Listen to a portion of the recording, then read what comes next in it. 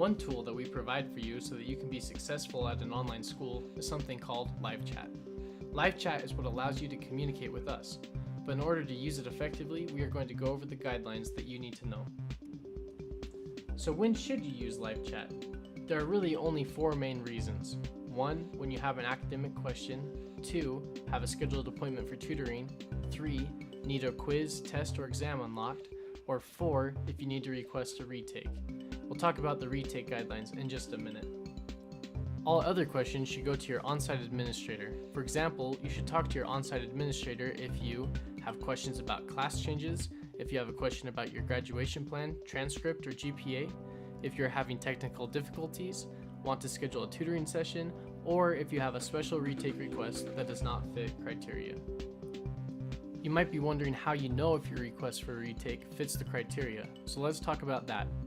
When can you request a retake? You can only have 2 attempts on any quiz, test, or exam, and just so you know, if you take a pretest, that counts as your first attempt. So that means you can only request a retake once. After your second attempt, your score for that assignment is finalized regardless of the grade. But there are some reasons why your request will be denied. For instance, if the activity you are requesting is not from the current unit or topic, your request will be denied.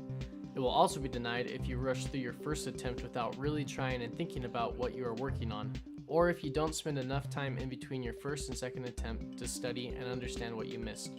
Also, if you didn't score at least 70% on your assignment or review, or if your full effort was not shown on your previous attempt, your request for retake will be denied. If you need to request a retake but you scored below a 60%, the lecture or instruction video will also be reset before you can retake the quiz or exam, so that you can relearn the concepts that you didn't understand.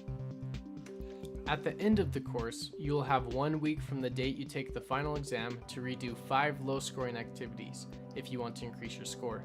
And then after those assignments are done, your grade will be finalized. There are other live chat guidelines that deal with chat etiquette, including no foul language, don't swear or use other vulgar or offensive language when using live chats, be polite to the chat operators, don't argue or the chat will be ended, don't waste time on chats. Chats work on a first come, first served basis, so you cannot spend too much time on chats so that we can get to everyone. Chit-chatting or small talk in an attempt to waste time won't be tolerated. Be patient and wait your turn on live chats. Like I said, live chats work on a first come, first served basis, so we will get to you as soon as we can, but there may be several other students ahead of you. If you close and reopen your live chat request, it will put you at the end of the line again, and you will have to wait even longer. Type your initial request into the question box that appears when you first open live chat so that we can be more efficient in answering your request. Your request must include your class name, your section name, and activity name.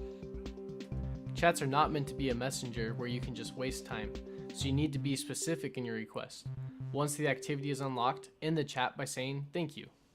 If you abuse chat privileges by getting on to discuss things other than school, or if you are disrespectful, argue, or use foul language, you will lose your chat privileges. Just remember, live chat is meant to be a privilege and the operators are there to help you. Happy chatting!